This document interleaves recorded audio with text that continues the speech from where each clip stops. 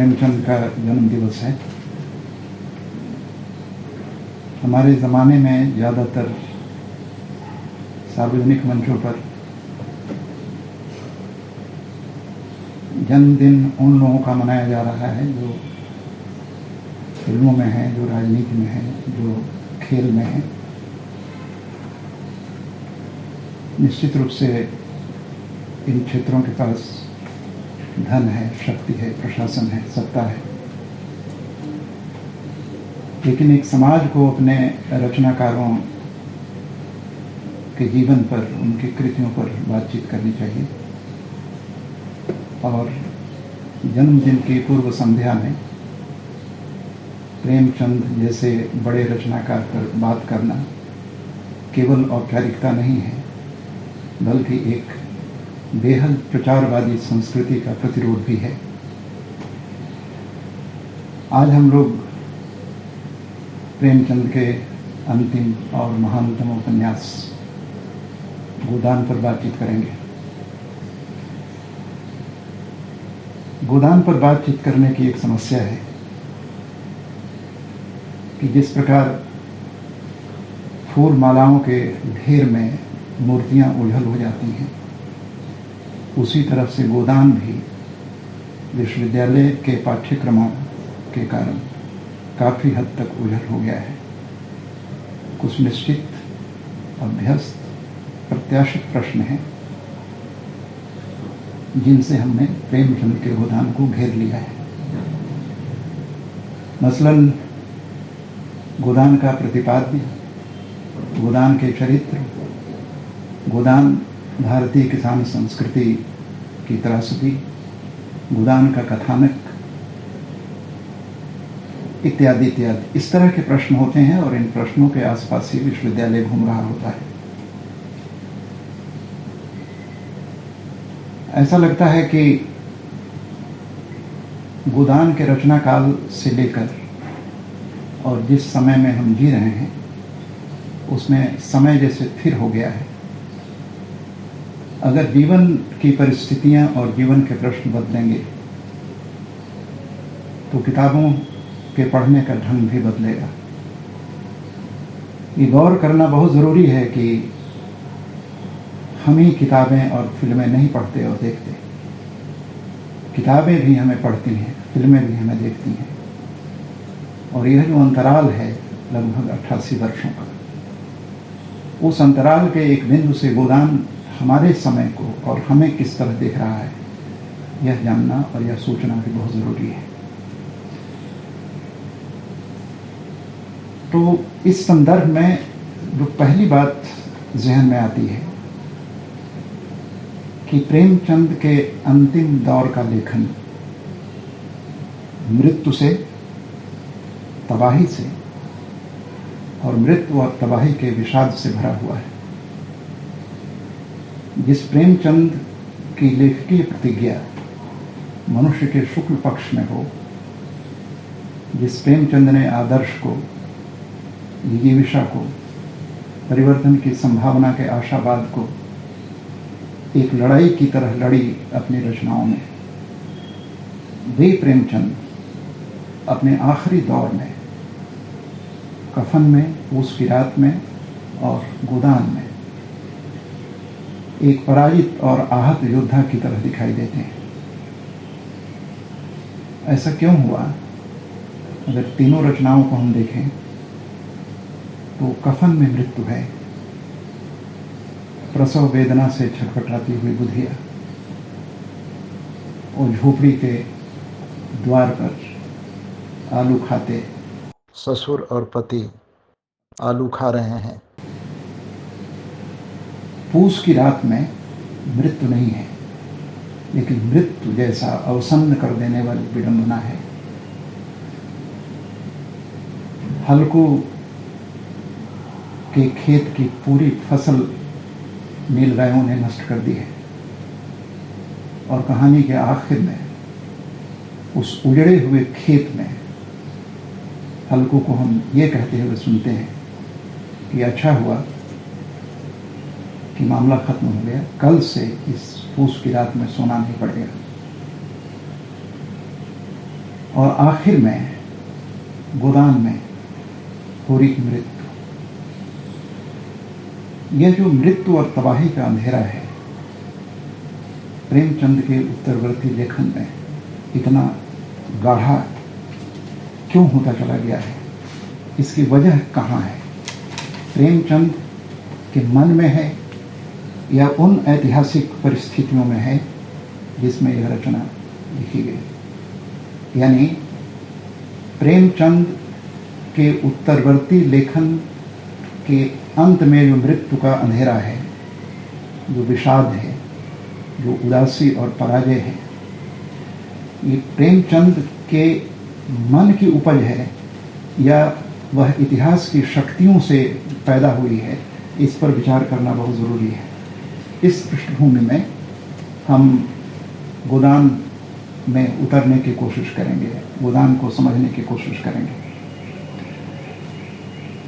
किसी भी रचना को पढ़ने के सामान्यतः दो तरीके हो सकते हैं, उसके विश्लेषण के दो तरीके हो सकते हैं। एक तरीका तो ये है कि हम शुरू से शुरू करें, यानी रचना के आरंभ में जो कहा गया है उस आरंभ के पगडंडियों से गुजरते हुए हम रचना के अंत तक जाएं और उसका मूल्यांकन और विश्लेषण करें। लेकिन एक दूसरा तरीका भी हो सकता है रचना को पढ़ने का।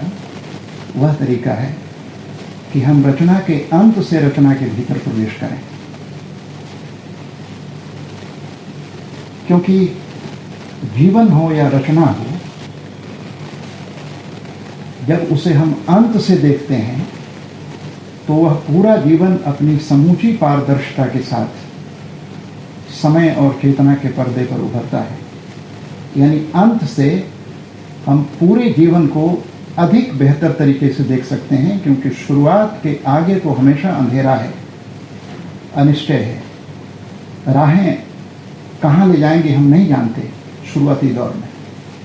लेकिन जब सब राहों से, जंगलों से, जीवन के उतार चढ़ावों से, अनुभवों के बीहड़ इलाकों से होकर गुजर जाते हैं और फिर पीछे लौटते हैं, तब जीवन अपने पूरे आकार में दिखाई देता है। तो गोदान को हम अंत से शुरू कर सकते हैं, और मैं गोदान के टेक्स्ट में आता हूं कि प्रेमचंद ने अंत किस तरह से किया है। वैसे प्रायः रचनाओं का एक ही अंत होता है, लेकिन गोदान में दो अंत हैं। एक अंत होरी का है और एक अंत में धनिया है। होरी के अंत के बाद धनिया है। तो होरी का जो आखिरी पल है उसे प्रेमचंद जैसे मजे हुए, अनुभवी, सिद्ध रचनाकार किस तरह होरी के अंत को देख रहा है, होरी क्या सोच रहा है, उसकी क्या मन स्थिति है, इस पर एक निगाह डालें। तो मैं उद्धृत कर रहा हूं, होरी की चेतना लौटी, मृत्यु समीप आ गई थी, आग दहकने वाली थी, धुआं शांत हो गया था, उसकी आंखें बंद हो गईं और जीवन की सारी स्मृतियां सजीव हो होकर हृदय पथ पर आने लगीं। लेकिन बेक्रम, आगे की पीछे, पीछे की आगे, स्वप्न चित्रों की भांति बेमेल, विकृत, असंबद्ध। और इस बिंदु के आगे उन्होंने उस पूरी स्मृति का हवाला दिया है जो चल रही है होरी की चेतना में। इसमें उसका सुखद बालपन, मां की गोद, गोबर लौट आया है लखनऊ से और उसके पैरों पर गिर रहा है, दुल्हन के रूप में धनिया, लाल चुनरी पहने हुए, कामधेनु की गाय जैसा चित्र, उसने दूध दुहा मंगल को पिलाया और गाय एकाएक देवी में बदल गई। यह एक दृश्य है। ये दृश्य बाहर नहीं है, ये दृश्य भीतर है पूरी की चेतना में। और इसके आधार पर हम इस उपन्यास की और इस पूरी की जिंदगी कथा को काफी हद तक समझ सकते हैं। गोदान का जो दूसरा अंत है उसमें धनिया यंत्र की भांति उठी।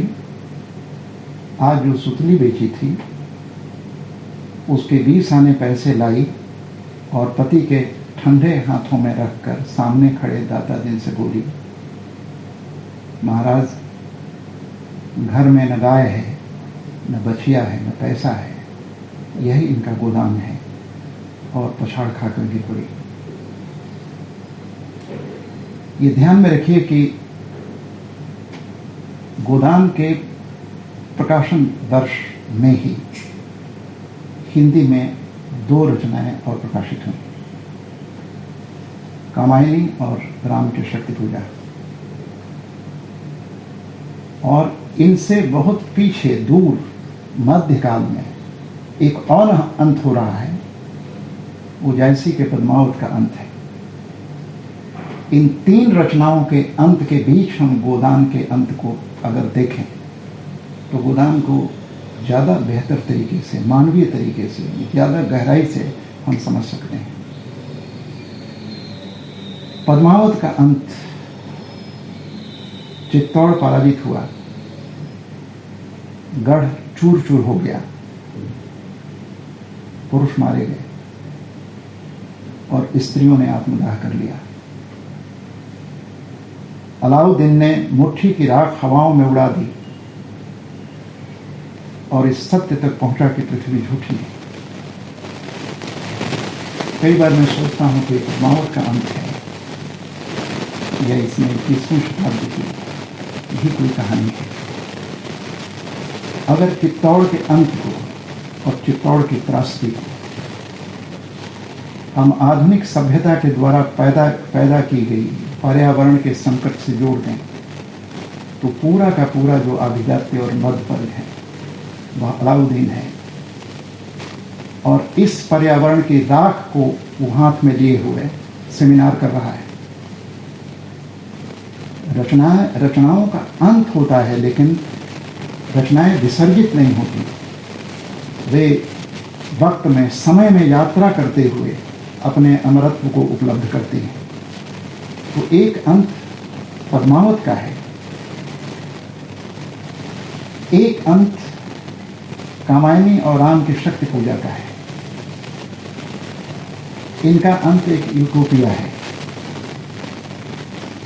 अपने समय के अंधेरों में उम्मीद का एक दिया, इच्छा, क्रिया और ज्ञान में विभाजित यह जो सभ्यता है, यह एक दिन समरसता को उपलब्ध होगी। सारे विभाजन पिघल जाएंगे, केवल आनंद शेष रह जाएगा, वह आनंद जो मनुष्य का सनातन स्वप्न है। और राम की शक्ति पूजा का अंत यह भरोसा दिलाता है कि अन्याय जिधर है उधर शक्ति की विडंबना का अंधेरा छंटेगा और मनुष्य का अपराजेय आशावाद विजयी होगा। होगी जय हे पुरुषोत्तम नवीन। लेकिन आप देखेंगे कि आधुनिक हिंदी कविता की जो 2 कालजयी रचनाओं का अंत है, वह उस अंत का आशावाद वक्त के आले में बुझे हुए दिए की तरह लुढ़का हुआ है। ये अंत हमें भरोसा नहीं दिलाता, आश्वस्त नहीं करता। तो क्या महानतम रचनाएं अपने केंद्रीय सच को विषाद और त्रासदी में ही दर्ज करती हैं? क्या किसी भी रचना के अमरत्व का आधार उसका त्रासद होना है? गोदान को पढ़ते समय इस बात पर भी विचार किया जाना चाहिए। गोदान को पढ़ने का या गोदान पर विचार करने का एक पहलू ये भी है कि हम मान कर चलें कि प्रेमचंद जीवन की परिस्थितियों के रचनाकार हैं। जीवन को दो कोण से देखा जा सकता है, देखा गया है। एक कोण विचार का है और एक कोण परिस्थिति का है। मनुष्य की नियत कौन तय करता है, विचार या परिस्थिति? जहां जीवन को किसी तरह का कोई खतरा नहीं है, कोई वास्तविक चुनौती नहीं है, वहां विचार का अमूर्तम सुख देता है और ऐसा लगता है कि जैसे कोई बहुत गहरी बात कही जा रही है। विचार की अपनी सत्ता है, विचार का अपना महत्व है, इससे कतई इनकार नहीं किया जा सकता। लेकिन एक रचनाकार विचारों से रचना नहीं करता, प्रेमचंद तो कतई नहीं। इसलिए प्रेमचंद का लेखन परिस्थितियों में फंसे हुए मनुष्य की जिंदगी पर टिका हुआ है। प्रेमचंद का मनुष्य वैचारिक मनुष्य नहीं है, बल्कि वह परिस्थिति विद्ध मनुष्य है। इसलिए परिस्थितियों के संघात से जो बनता टूटता हुआ बिखरता हुआ जीवन है, प्रेमचंद उसको उठाते हैं और इसलिए प्रेमचंद के पात्रों पर जीवन की परिस्थितियों के बहुत गहरे निशान हैं। कह सकते हैं कि प्रेमचंद ने मृत्यु की चर्चा की पूरी दार्शनिकता को खींच करके जिंदगी की जमीन पर उतार दिया। मृत्यु दार्शनिक मसला नहीं है। मृत्यु प्रेमचंद को कबीर की तरह दर्शन की उदासी में नहीं ले जाती। मृत्यु और अभाव प्रेमचंद के यहाँ ठोस वास्तविकताएं हैं जो जिंदगी की नियति तय करती हैं। तो दो उदाहरण मैं आपके सामने रख रहा हूं कि प्रेमचंद किस तरह परिस्थिति विद्ध रचनाकार हैं। अगर आप गोदान के ठीक 6 साल बाद, लगभग बल्कि 5 साल बाद शेखर एक जीवनी से तुलना करें तो शेखर एक जीवनी की जो पूरी कयानात है, दरअसल वो परिस्थितियों के भीतर कम है। परिस्थितियां हैं उसमें, लेकिन उन परिस्थितियों को अज्ञेय ने विचार की हथेली पर रखा है। जिंदगी परिस्थितियों में नहीं है, बल्कि वे स्मृतियों के आलोक में परिस्थितियों को देखते हैं। प्रेमचंद के यहाँ परिस्थिति न तो स्मृति है और न ही विचार है, वो ठोस वास्तविकता है। और परिस्थिति जब ठोस होती है तब धनिया पैदा होती है। धनिया विचारों की संतान नहीं है, वह हिंदुस्तान की जमीनी हकीकत से निकली हुई सीता है। इस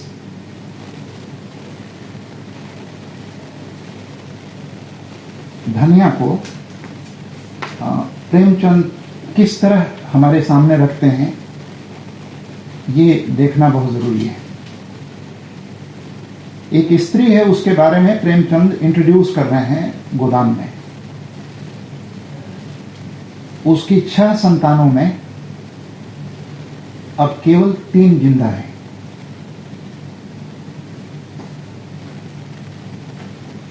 एक लड़का गोबर जो कोई 16 साल का, और 2 लड़कियां सोना और रूपा 12 और 8 साल की। 3 लड़के बचपन में मर गए। उसका मन आज भी कहता था अगर उनकी दवा दारू होती तो वह बच जाते, पर वह एक ढेले की दवा भी न मंगवा सकी थी और उसकी भी उम्र अभी क्या थी। पर सारे बाल पक गए थे, चेहरे पर झुर्रियां पड़ गई थीं, सारी देह ढल गई थी। वह सुंदर गेहुआ रंग संभला गया था और आंखों से भी कम सूझने लगा था। हिंदी कथा साहित्य में ही नहीं बल्कि पूरे हिंदी साहित्य में, और जहां तक मेरी सीमित जानकारी है, हिंदी साहित्य के 1200 वर्षों के इतिहास में पहली बार रचना के पन्नों पर ऐसी स्त्री दिखाई देती है। स्त्री विमर्श और स्त्री को लेकर जो खास तरह की रोमांटिक दृष्टि रही है, प्रेमचंद सबको परे रख देते हैं और उस स्त्री को सामने रखते हैं जिस स्त्री को देखने और उसकी आवाज सुनने की क्षमता अभी तक के साहित्यकारों में नहीं थी। ऐसा नहीं है कि स्त्रियां नहीं हैं, स्त्रियां मध्यकाल में हैं। मैं आदिकाल की बात अभी नहीं कर रहा हूं, मध्यकाल में स्त्रियां हैं। लेकिन उन स्त्रियों का दुख पौराणिकता की छाया में झिलमिल करता हुआ दिखाई देता है।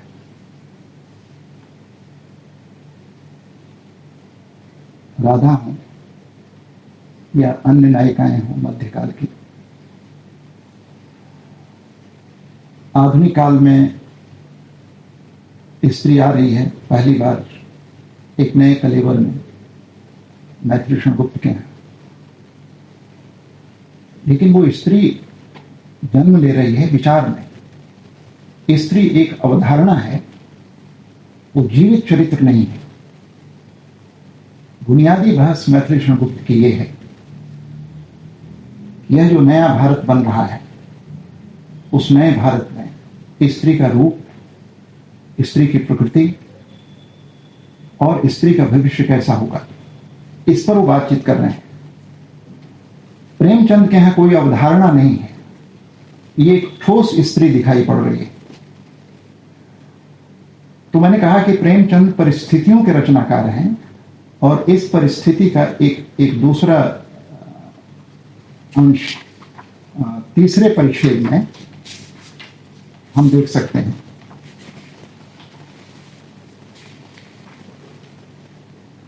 होरी अपने गांव के समीप पहुंचा तो देखा अभी तक गोबर खेत में ऊख बोल रहा है और दोनों लड़कियां भी उसके साथ काम कर रही थी। लू चल रही थी, बबूले उठ रहे थे, भूतल धधक रहा था, जैसे प्रकृति ने वायु में आग घोल दी। यहां अलग से याद दिलाने की जरूरत नहीं है कि ये दो लड़कियां पहले पृष्ठ पर आ चुकी हैं, सोना और रूपा। रूपा का जिक्र करना बहुत जरूरी है, जिसकी उम्र 6 साल है। और रूपा को याद करते हुए आपको जरूरी तौर पर ईदगाह के हामिद को भी याद करना चाहिए। प्रेमचंद ने लिखा कि छोटी रूपा 5-6 साल की छोकरी थी, मैली, सिर पर बालों का एक घोंसला सा बना हुआ, एक लंगोटी कमर में बांधे हुए, बहुत ढीठ और मुनी। रूपा ने होरी की टांगों में लिपट कर कहा, काका देखो, मैंने एक ढेला भी नहीं छोड़ा। बहन कहती है, जा पेड़ तले बैठ, ढेले न तोड़े जाएंगे काका, तो मिट्टी कैसे बराबर होगी। ये इस तरह की बात हामिद भी कह रहा है। इसका मतलब है कि प्रेमचंद में एक खास तरह की आंतरिक निरंतरता है। लेकिन 6 साल की एक लड़की जिसका बाल घोंसले की तरह बना हुआ है, मुझे आधुनिक विज्ञापनों के शैम्पू वाले दृश्य याद आते हैं। और प्रेमचंद को पढ़ने के बाद ये पूरा का पूरा जो उपक्रम है वह कितना अमानवीय एक सीमा तक कितना अश्लील और क्रूर दिखाई देता है। और एक रचना की शक्ति यही है कि वह अपने समय के चमचमाते अंधेरे, चमचमाती रोशनी के पीछे जो बहुत गहरा अंधेरा है, बड़ी रचना उस तरफ ही ले जाती है। नहीं तो प्रेमचंद को रूपा के बालों की अलग से चर्चा करने की जरूरत नहीं थी। तो इन दो प्रसंगों के आधार पर हमने देखा कि प्रेमचंद परिस्थिति को मूल आधार बनाते हैं, विचार को नहीं। तीसरा हिस्सा है कि गोदान में दो इलाके दिखाई देते हैं। इसको लेकर काफी एकेडमिक बहस हुई है, ग्रामीण कथा और शहरी कथा। और ज्यादातर लोगों का ऐसा मानना है कि इन दो कथाओं को प्रेमचंद ठीक से गूंथ नहीं पाए हैं। यह रचना को देखने की काफी हद तक एकेडमिक विधि है। एकेडमिक से बिल्कुल बाहर ज्ञानेंद्र ने कहा कि अगर मैं गोदान लिखता तो मैं शहर की कथा नहीं डालता गोदान में। और नंद दुलारे वाजपेयी जो प्रेमचंद के काफी करीब थे, प्रशंसक थे, उन्होंने कहा कि गोदान की दोनों कथाएं एक ही मकान में रहने वाले, दो तलों पर रहने वाले पड़ोसियों की तरह है।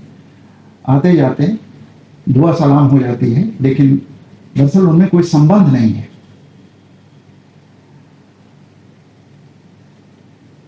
मैं इस मसले को बिल्कुल दूसरे तरीके से देखता हूं। दोनों कथाओं को,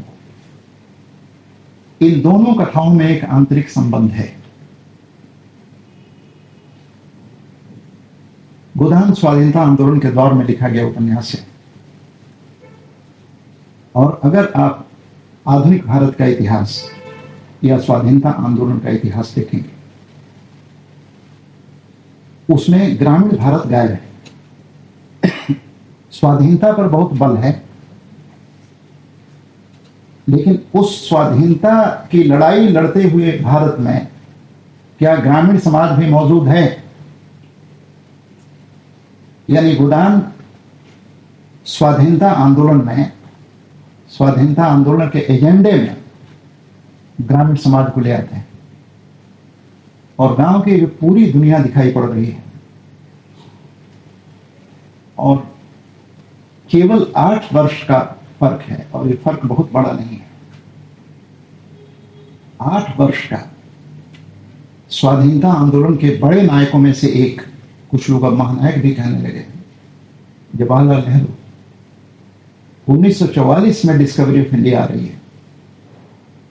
भारत खोज रहे हैं, और भारत को खोजते हुए नेहरू कहां गए? नेहरू उस इतिहास में गए। लेकिन नेहरू की जो अभिजात्य नजर थी, उसमें क्षमता नहीं थी कि वे उस भारत को देख पाए जो भारत सदैव और सजीव होकर प्रेमचंद के उपन्यास में दर्ज हो रहा था।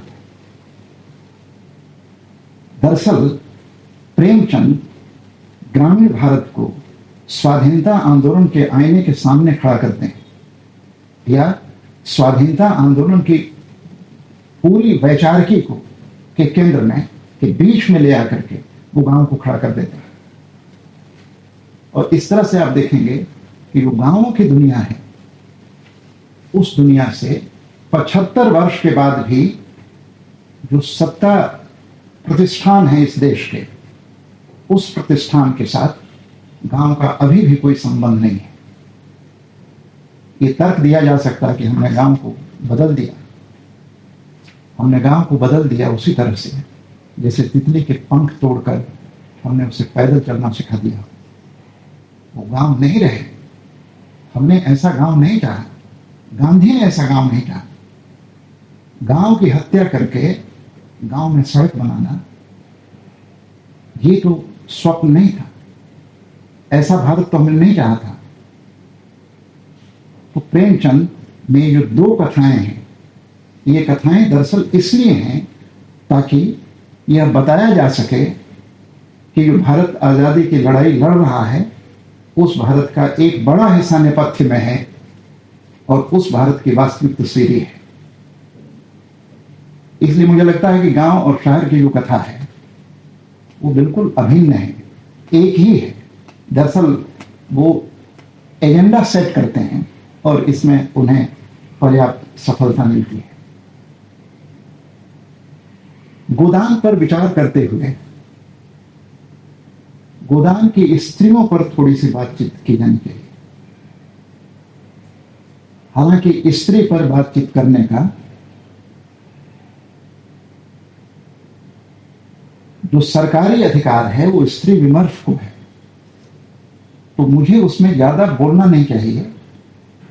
लेकिन गालिब साहब कह गए हैं कि मैं भी मुंह में जबान रखता हूं, तो जाहिर है कि एक टेक्स्ट अगर हम पढ़ रहे हैं तो स्त्री विमर्श से नो ऑब्जेक्शन सर्टिफिकेट नहीं चाहिए।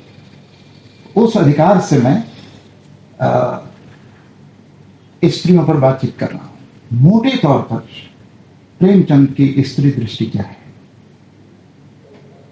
जो प्रेमचंद की स्त्री दृष्टि है वह क्रांतिकारी रूप से गोदान में बदल गई हो ऐसा नहीं दिखाई देता। स्त्री के बारे में प्रेमचंद की दो बद्ध मूल धारणाएं हैं, उससे हम सहमत असहमत हो सकते हैं।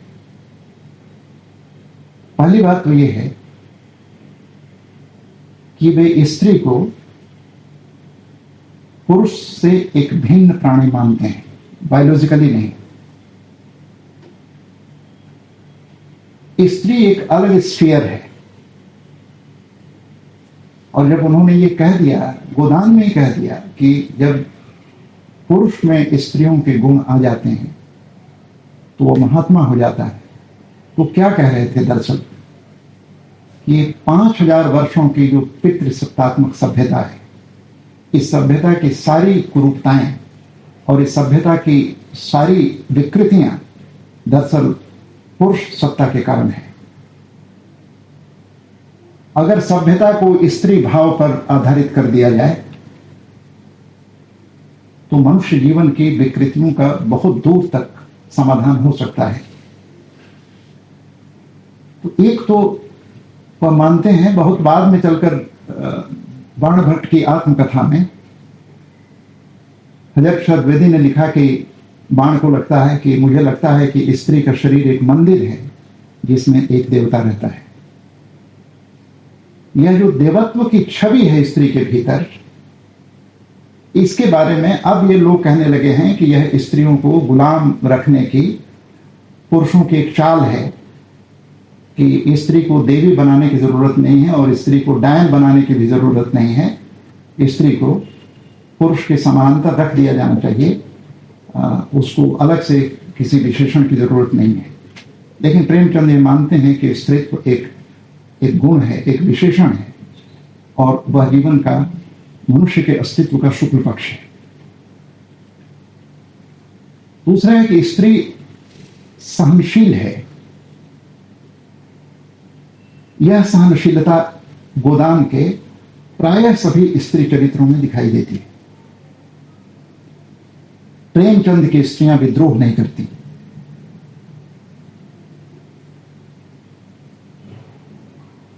क्यों नहीं करती, एक सवाल है,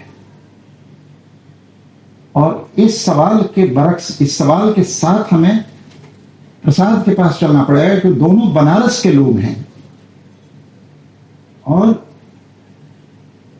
चौथे दशक में, यानी जो गोदान का प्रकाशन वर्ष है, उसी में 30 से 35 के बीच में ध्रुव स्वामिनी आ रही है,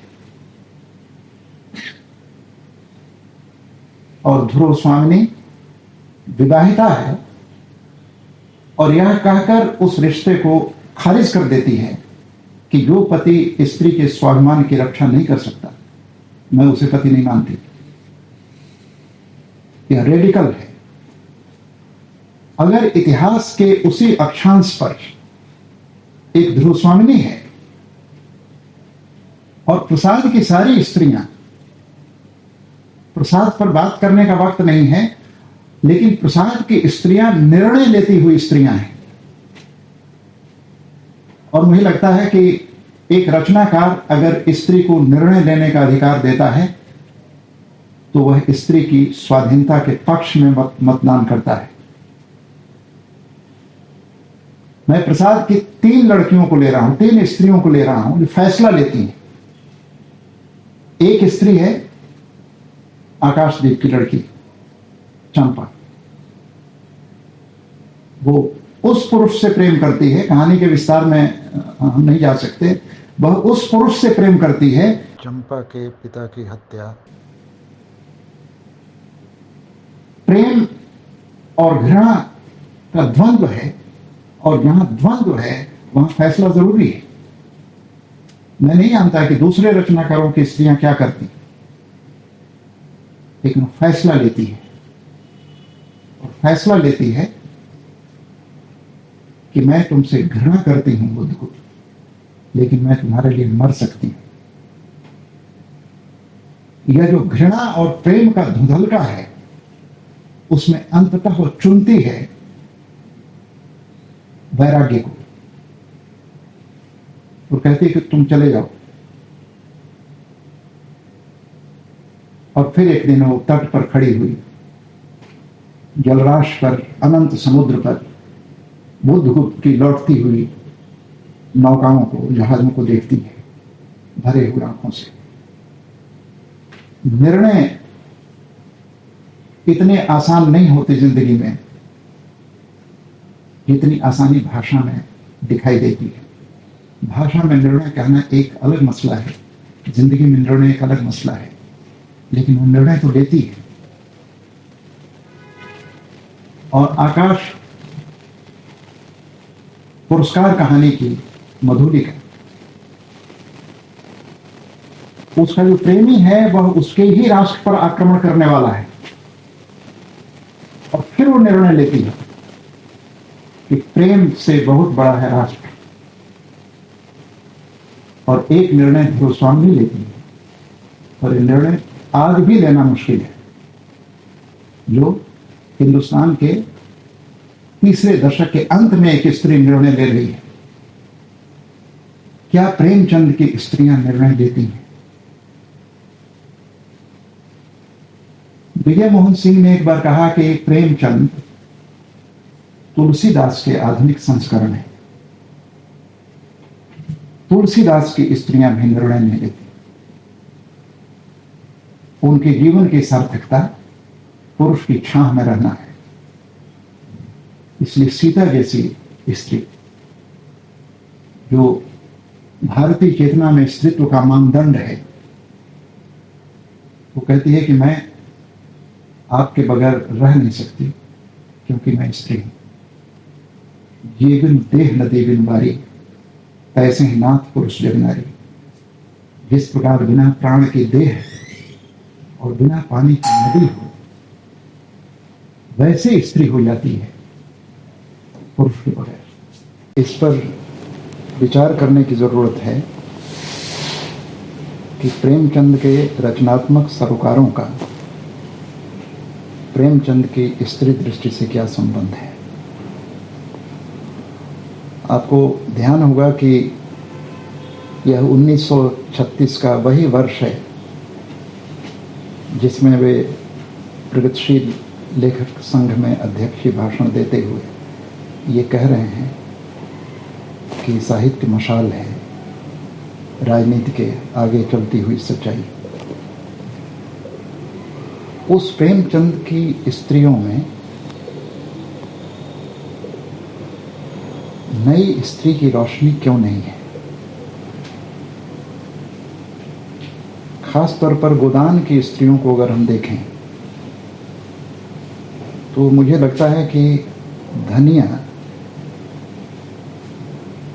प्रेमचंद के उपन्यासों की ही नहीं, बल्कि उपन्यास नाम की जो भारतीय विधा है उसमें सबसे संभावनापूर्ण पात्र है। गोदान की धनिया और शरद चंद्र उपाध्याय की पारों को अगर हम आमने सामने रख दें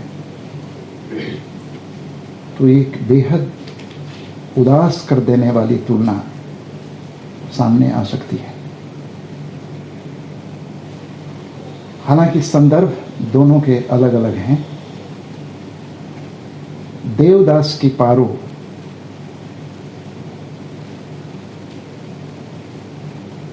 निर्णय लेती है, एक बिंदु पर साहसी है। वो अपनी प्रेमी से मिलने के लिए रात के अंधेरे में उसके घर जाती है और प्रेमी में साहस नहीं है कि उसके प्रस्ताव को स्वीकार करे, लेकिन अंततः उस सामंती संरचना में वह अपने पिता की उम्र के बराबर एक पुरुष से ब्याही जाती है। क्या चल रहा होगा उसके भीतर, क्या घुमड़ रहा होगा उसके भीतर, इसका संकेत उस फिल्म और उस उपन्यास के अंत में दिखाई देता है। जब यह आश्वस्त हो जाने के बाद कि दरवाजे के बाहर चबूतरे पर मर जाने वाला आदमी देवदास है, तो वो अपनी पूरी मर्यादा को छोड़ करके भागती है और दरवाजा बंद हो जाता है। यह भागती हुई पारो और बंद होते हुए दरवाजे के बिंदु पर फिल्म खत्म होती है, उपन्यास खत्म होता है। धनिया में प्रतिरोध है। प्रतिरोध के एक ही संस्करण नहीं होते। खास तौर पर स्त्री के प्रतिरोध के इतने ज़्यादा संस्करण हैं कि उन्हें किसी सूत्र में बांधना या उनको किसी सारांश में ढालना संभव नहीं है। धनिया में प्रतिरोध है। दरअसल वो होरी का प्रतिलोम है, और इस सब के बावजूद वह अपने दाम्पत्य को और अपने पति को अंत तक स्वीकार करती है। दाम्पत्य जीवन के पूरे कालखंड में हर बिंदु पर पति के साथ टकराव है, लेकिन यह टकराव धनिया को कहीं बाहर नहीं ले जाता। वह उस टकराव के भीतर जीती है और अंततः स्त्री और पत्नी की सीमा को स्वीकार करती है। एक ऐसी तेजस्वी स्त्री को प्रेमचंद ने कोई दूसरा आयाम क्यों नहीं दिया? मैं विवाह विच्छेद की बात नहीं कर रहा हूं, लेकिन फिर भी वो लगता है कि वह पितृसत्ता के दायरे में एक छटपटाती हुई लहर है। उसमें छटपटाहट तो पर्याप्त है, लेकिन उस परिधि को तोड़ने की क्षमता उसके भीतर नहीं है। इसके बरक्स एक दूसरी स्त्री आ रही है जो बहुत महत्वपूर्ण है, और गोदान को पढ़ते समय बारीकी से यह देखने की जरूरत है कि यह जो दूसरी स्त्री है, जिसको हम मालती के रूप में जानते हैं, मालती को लेकर प्रेमचंद के मन में कोई दुविधा है क्या? प्रेमचंद 1936 में अगर एक ऐसी स्त्री को ले आते हैं अपने उपन्यास में, जो पुरुष की महफिलों में शराब पीती है, सिगरेट पीती है, वो बाहर से तितली है और भीतर से मधुमक्खी है, यह स्त्री तो अकल्पनीय है, ऐसी स्त्री थी नहीं। तो एक इंग्लैंड से डॉक्टरी पढ़कर आई हुई स्त्री को जैसा होना चाहिए, प्रेमचंद ने वैसा उतारने की कोशिश की है। लेकिन स्त्री कहीं से भी और कुछ भी पढ़कर आए, है वो स्त्री ही। इसलिए यह जो विद्रोहिणी स्त्री है, ऐसा लग रहा है, वह अंततः मदर टेरेसा के संस्करण में ढल जाती है। वो स्वाभिमानी है और केवल मेहता की इस दृष्टि के कारण अपने को अलग कर लेती है कि प्रेम के बारे में जो मेहता के विचार हैं, वो विचार बहुत पितृसत्तात्मक हैं। क्योंकि मेहता का मानना है कि स्त्री वह शिकार है जिस पर किसी दूसरे पुरुष की निगाह को, शिकारी की निगाह को हम बर्दाश्त नहीं करते। और मालती को लगता है कि क्या स्त्री शिकार है और स्त्री कोई वस्तु है, और वो मेहता को समझ लेती है। लेकिन वही मालती अंत में बिल्कुल बेसहारा किस्म के हो गए, दिशाहीन हो गए, मेहता को मां की तरह संभालती है।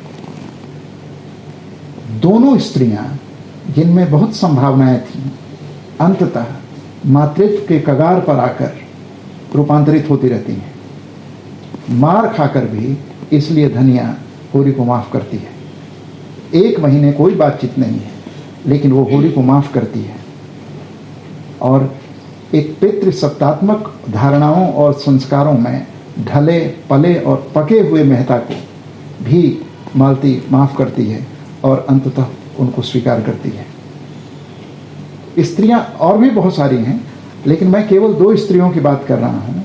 इन 2 स्त्रियों के नमूने के आधार पर हम कह सकते हैं कि प्रेमचंद एक ऐसी स्त्री चाहते हैं जिस स्त्री में सहनशीलता हो और जो स्त्री पुरुष को बेहतर बनाए या पुरुष को माफ़ करे। इसलिए स्त्रीत्व का कोई ऐसा मानचित्र प्रेमचंद के यहाँ नहीं दिखाई पड़ता जिसके आधार पर हम नए भारत की स्त्री की कोई कल्पना कर पाएं। यह प्रेमचंद की सीमा है, और अगर एक लेखक की सीमा है तो वह विश्वसनीय है, क्योंकि क्रांतिकारी स्त्रियां पैदा करना और क्रांतिकारी पुरुष पैदा करना और क्रांतिकारी कार्यकर्ता पैदा करना, ये क्रांति के आढ़तियों का काम है, ये थोक व्यापारियों का काम है। एक रचनाकार अगर बहुत जेन्युइन है तो वह अपने समय और इतिहास की सीमाओं को स्वीकार करता है। हालांकि बेहतर होता कि सीमाओं को स्वीकार करते हुए भी एक वैकल्पिक स्त्री का स्वप्न या एक वैकल्पिक स्त्री का चित्र हमारे सामने आता, जो प्रेमचंद के यहाँ दिखाई नहीं देता। इसलिए स्त्री दृष्टि से भी गोदान के अध्ययन की संभावनाएं हैं, और मुझे लगता है कि प्रेमचंद अंततः स्त्री को उस गार्हस्थ्य में सुरक्षित करना चाहते हैं जिसका पैरोकार वो शुरू से रहे। और अपने लेखन के बिल्कुल आरंभिक दौर में उन्होंने बड़े घर की बेटी लिख कर ही बता दिया कि दरअसल प्रेमचंद को किस तरह की स्त्री चाहिए। अब ये एक बड़ा मसला है, और स्त्री को कैसा होना चाहिए, स्त्री घर में रहे या बाहर रहे। महादेवी ने उस दौर में एक लेख लिखा, घर और बाहर, कि स्त्री की सही जगह क्या है। और जिस तरह की परिस्थितियां हैं, जिस तरह की सामाजिक संरचना है जिसमें स्त्री का एक सार्वजनिक जीवन है, स्त्री के सार्वजनिक जीवन का क्या प्रभाव परिवार पर, बच्चों पर पड़ा है, ये अलग से अध्ययन का विषय है। लेकिन प्रेमचंद यह मानते हैं कि अगर परिवार है तो परिवार के एक पक्ष का संचालन, नियंत्रण और उसको संभालना, उसको आकार देने का काम स्त्री का है। इसलिए प्रेमचंद की स्त्री प्रायः पारिवारिक स्त्री है, और वह परिवार की अपेक्षाओं और परिवार के दायित्वों की वेदी पर दरअसल वो अपने सपनों की बलि देती है। ये एक पहलू है जिस पर विस्तार से बातचीत की संभावना है। पुरुष चरित्रों को लेते हैं कि प्रेमचंद के जो पुरुष चरित्र हैं गोदान में, 2 चरित्रों पर खास तौर पर बातचीत हम करेंगे। एक चरित्र है होरी। मैं 2 चरित्रों को इसलिए कह रहा हूं क्योंकि रामविलास शर्मा ने कहा कि अगर होरी और मेहता को मिला दिया जाए तो उससे लगभग प्रेमचंद बन जाएंगे।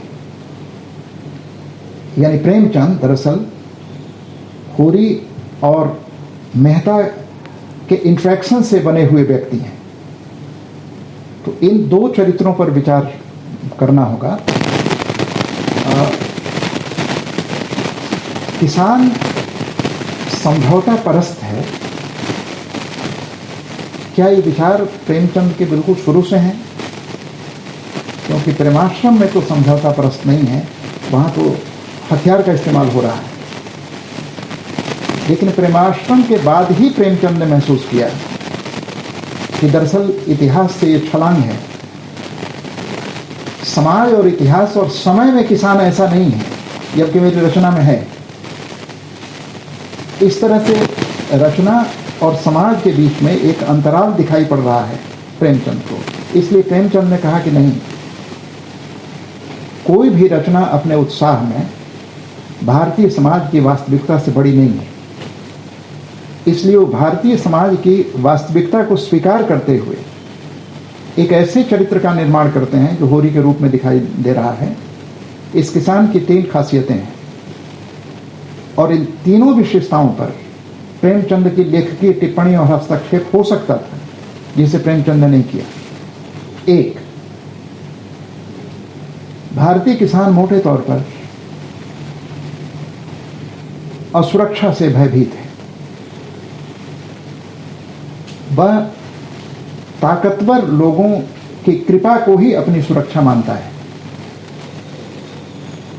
और इसलिए राय साहब से लगातार मिलना या धनिया के प्रतिरोध करने पर कि जब हमने सारा लगान चुका दिया है तो ये रोज रोज मिलने की क्या जरूरत है, ये स्मरणीय वाक्य लिखा प्रेमचंद ने कि जब अपनी गर्दन दूसरों के पैरों के नीचे दबी हुई है तो उन पैरों को सहलाने में ही कुशल है। क्रांतिकारी कहेगा कि तोड़ दो उस पैर को, आप उपन्यास में तोड़ देंगे, समय में नहीं तोड़ पाएंगे। प्रेमचंद कहने के लिए यथार्थवादी नहीं है। यथार्थ कहने के लिए काफी धैर्य चाहिए, हिम्मत भी चाहिए, सहनशीलता भी चाहिए। क्या प्रेमचंद नहीं चाहते थे कि होरी बगावत कर दें, लेकिन वो इतिहास की सीमा से बंधे हुए थे। तो एक तो असुरक्षा बोध उसमें है, दूसरा है कि बुनियादी तौर पर वो धार्मिक है, धर्म का भय है उसमें। यह धर्म प्रदत्त है, बाहर से आया है, संस्कार के रूप में ग्रहण किया गया है। और ग्रामीण भारत में धर्म का प्रतिनिधि ब्राह्मण है। इसलिए एक जगह कहता है कि अगर ये पैसे बनिए के होते या ठाकुर बाकुर के होते काम चला लेता, लेकिन ये ब्राह्मण के पैसे हैं, ये हड्डी फोड़ के निकल जाएंगे। धर्म भीरु है। और तीसरा ये है कि भारतीय किसान बुनियादी तौर पर भाग्यवादी है। असुरक्षा, धर्म भीरुता और भाग्यवाद, इस त्रिभुज में भारतीय किसान की नियति खेलती है। अब आप देखेंगे कि राय साहब और किसान के बीच जो भिन्नता है, जो वैपरीत्य है, वो भाग्य के कारण है। क्योंकि राय साहब का राय साहब होना पिछले जन्म में किए गए पुण्यों का फल है और हमने पिछले जन्म में कुछ नहीं किया, इसलिए ये सजा भोग रहे हैं। यानी किसान की जिंदगी अगर सजा है तो उस सजा का कारण यह व्यवस्था नहीं है, बल्कि पिछला जन्म है। यह भाग्यवाद है। क्या इस असुरक्षा बोध को, इस धर्म भीरुता को और इस भाग्यवाद को प्रेमचंद चुनौती देते हैं? प्रेमचंद चुनौती देते हैं, लेकिन होरी के माध्यम से नहीं देते। फिर वो होरी का एक प्रतिपक्ष ले आते हैं। वो प्रतिपक्ष उसका बेटा है, गोबर। इसलिए आप देखेंगे कि गोदान की पूरी संरचना में होरी का जो होना है, उस होने को चुनौती दे रहा है उसका पुत्र, उसका बेटा। और मुझे ऐसा लगता है कि प्रेमचंद भारतीय समाज की संभावना जो तलाश रहे हैं, वो होरी में संभावना नहीं है। होरी का मरना बहुत जरूरी है, क्योंकि होरी जब तक मरेगा नहीं, तब तक भारतीय समाज का कोई भी नया समय, भारतीय मनुष्य का कोई भी नया संस्करण और भारतीय मनुष्य की कोई भी संभावना पैदा नहीं हो सकती अगर होरी है।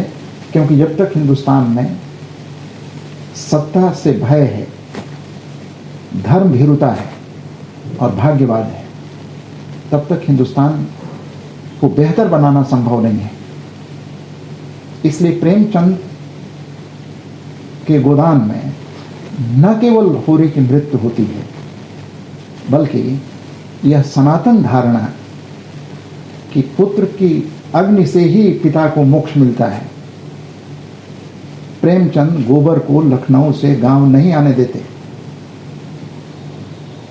हमें नहीं पता कि मुखाग्नि किसने दी, क्योंकि उपन्यास अपने अंत के बाद भी बहुत कुछ नेपथ्य में छोड़ देता है। वो लेखक की संवेदनशीलता और लेखक की कल्पना के लिए भी जगह छोड़ता है। वो सब कुछ नहीं कहता, लेकिन ये तय है कि गोबर नहीं है, और गोबर अगर है तो उसके उस कोमा में है, उस मूर्छा में है जिसमें मृत्यु बिल्कुल समीप खड़ी है। और बहुत तरह के चित्र आ रहे हैं। उन चित्रों में से एक चित्र ये भी आ रहा है कि गोबर लौट आया है और उसके पैरों को छू करके माफी मांग रहा है। यह होरी के गहरे अवचेतन में पुत्र के लौट आने की आकांक्षा का सूचक मात्र है, लेकिन परिस्थिति तो वैसी नहीं है, दूसरी परिस्थिति है। तो ऐसा हम नहीं कह सकते कि प्रेमचंद इस किसान विचार को चुनौती नहीं देते, लेकिन वो चुनौती होरी से नहीं आती बल्कि गोबर के माध्यम से आती है। और तीन चीजें बहुत महत्वपूर्ण हैं। आप होरी को देखेंगे और दूसरी तरफ गोबर को देखेंगे। होरी और गोबर के संबंधों के आधार पर ही ये सवाल विश्वविद्यालय ने बनाया कि गोदान पुरानी और नई पीढ़ी की संघर्ष कथा है। होरी विद्रोही नहीं है, वो केवल तभी विद्रोही है जब पिता है। पिता से बाहर वो कहीं विद्रोही नहीं है। तो आप देखिए कि पहली बात तो ये कहता है कि ये जो धर्म वाली बात है, तो 2 घंटा 3 घंटा पूजा करते हैं, एक्सचेंज कर लेते हैं। होरी से कह रहा है एक्सचेंज कर लेते हैं। हम 6 घंटा पूजा करेंगे, 2 घंटा खेत में लगाओ उनको। ये सारा पूजा पाठ जो है निठल्लों का काम है। इसके अतिरिक्त एक जगह कहता है कि कहते हैं प्रेमचंद की होरी लखनऊ में है, गोबर लखनऊ में है, और लखनऊ में राजनीतिक जलसे हैं, और जलसे शामियाने में है। शामियाने के पीछे उसने सुना है कि मनुष्य अपने भाग्य का निर्माता है, और अगर व्यवस्था गलत है तो उस व्यवस्था को बदलने की जरूरत है। इस राजनीतिक चेतना से संपन्न होकर जब वो गांव लौटता है तो पहली चुनौती वो दाता दिन को देता है। तुम्हारे घर में किस बात की कमी है महाराज? जिस यजमान के द्वार पर जाकर खड़े हो जाओ, कुछ न कुछ मार ही लाओगे। जन्म में लो, मरण में लो, शादी में लो, गमी में लो, खेती करते हो, लेन देन करते हो, दलाली करते हो, किसी से कुछ भूल चूक हो जाए तो डांड लगाकर उसका घर लूट लेते हो। इतनी कमाई से पेट नहीं भरता। क्या करोगे बहुत सारा धन बटोर कर? कि साथ जाने की कोई जुगत निकाल ली है। यह विद्रोह की भाषा है। इसलिए पूरी विद्रोह श्रृंखला है। होली का प्रहसन आप याद कीजिए। वीरेंद्र यादव ने इस प्रहसन को सताए हुए किसानों के काल्पनिक प्रतिशोध के रूप में रेखांकित किया है।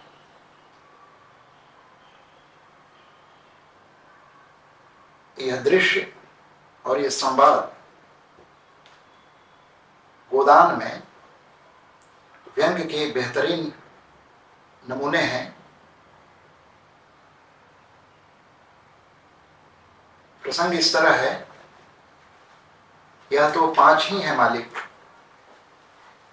5 नहीं 10 हैं, घर जाकर गिनना। नहीं सरकार, 5 हैं। 1 रुपए नजराने का हुआ कि नहीं? हाँ सरकार। 1 तहरीर का? हाँ सरकार।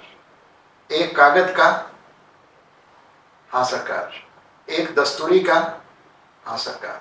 1 सूद का? हाँ सरकार। 5 नगद 10 हुए कि नहीं? हाँ सरकार। अब यह 5 भी मेरी ओर से रख लीजिए। कैसा पागल है? नहीं सरकार, 1 रुपया छोटी ठकुराइन का नजराना है, 1 रुपया बड़ी ठकुराइन का। 1 रुपया छोटी ठकुराइन के पान खाने को, एक बड़ी ठकुराइन को पान खाने को, बाकी बचा 1, वह आपके क्रियाकर्म के लिए। मेहता का जहां तक सवाल है, ये मेहता कौन है? गोदान में मेहता के चरित्र को लेकर कई तरह के विचार हैं। कुछ लोगों का ये मानना है कि मेहता प्रेमचंद के विचारों के प्रतिनिधि हैं,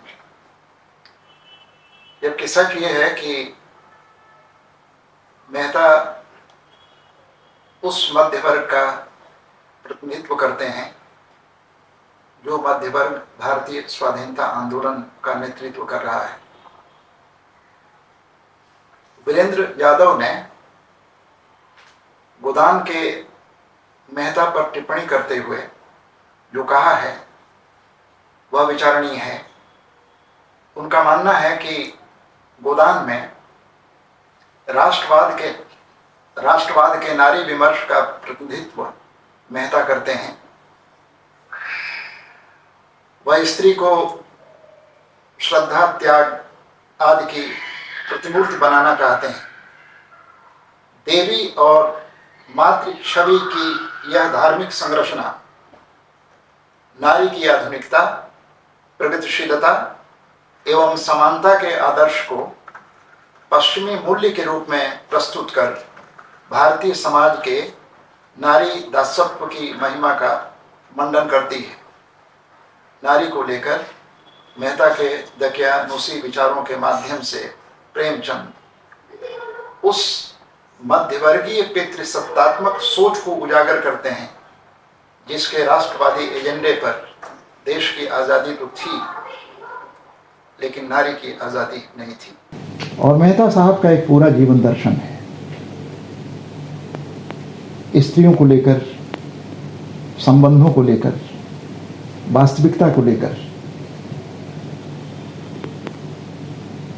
एक जगह कहते हैं कि मैं नहीं कहता कि स्त्रियों को शिक्षा की जरूरत नहीं है, लेकिन उस शिक्षा की नहीं जो पुरुष प्राप्त कर रहा है। स्त्रियों को अलग तरह की शिक्षा की जरूरत है।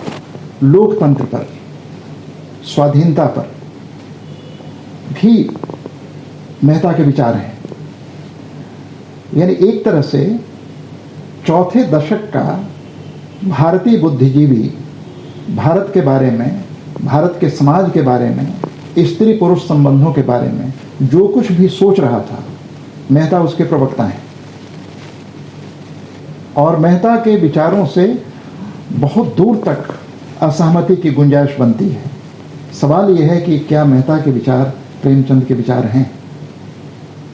कई लोगों का मानना है कि दरअसल मेहता की काया में प्रेमचंद अपने विचार रख रहे हैं, लेकिन मुझे लगता है कि दरअसल मेहता उस बुद्धिजीवी वर्ग का प्रतिनिधि है जिसकी बौद्धिकता भारतीय समाज की जमीन से कोई संबंध नहीं रखती।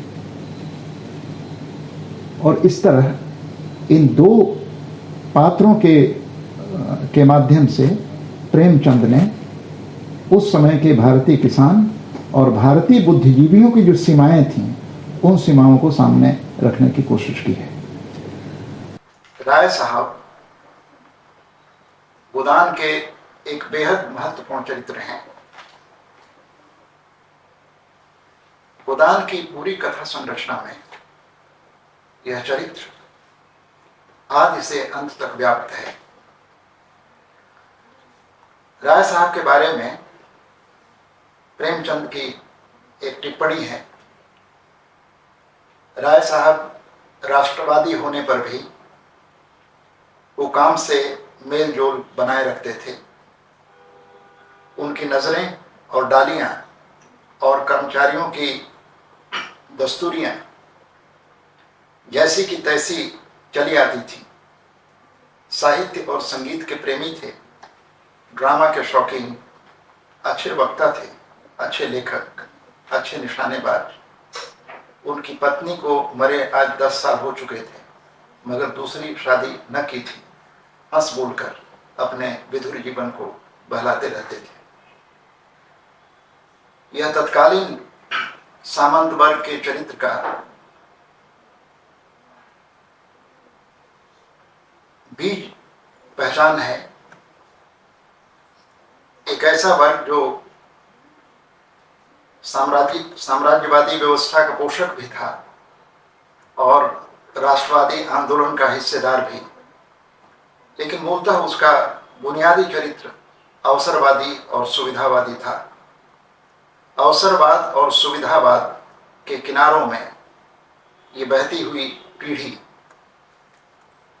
गोदान में राय साहब तत्कालीन सामंती वर्ग के प्रतिनिधि चरित्र हैं। गोदान 1936 में प्रकाशित हुआ। 88 वर्ष गुजर गए। इन 88 वर्षों में हिंदुस्तान में कई तरह के और कई स्तरों पर परिवर्तन हुए हैं। देश आजाद हुआ, समाज बदला, सरकारें बदली, अर्थव्यवस्था में कई तरह के परिवर्तन हुए, बड़े पैमाने पर मध्य वर्ग का उदय हुआ। इलेक्ट्रॉनिक माध्यमों ने जिंदगी की बुनियाद बदल दी। फिर भी समय के और परिवर्तन के इतने बड़े अंतराल पर जब हम गोदान पढ़ते हैं तो क्या पढ़ते हैं और क्या पाते हैं?